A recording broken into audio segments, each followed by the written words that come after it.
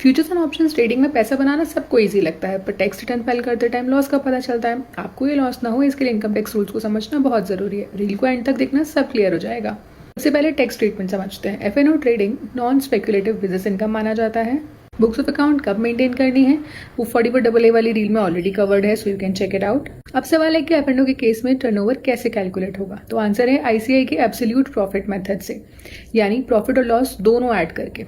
एक एग्जाम्पल से समझ लेते हैं। लेट्स अज्यूम आपने 100 फ्यूचर्स खरीदा 200 रुपीज़ पे और सेल किया 210 पे, तो प्रॉफिट हुआ 1000 का। और वहीं 200 ऑप्शंस खरीदा 300 पे और सेल किया 290 पे, तो लॉस हुआ 2000 का। तो टोटल टर्नओवर माना जाएगा 3000। जनरली ऑडिट ट्रिगर करता है जब टर्नओवर 1 करोड़ क्रॉस करता है, पर अगर 95% रिसीट्स और पेमेंट डिजिटल मोड में हो तो ये लिमिट 10 करोड़ हो जाती है।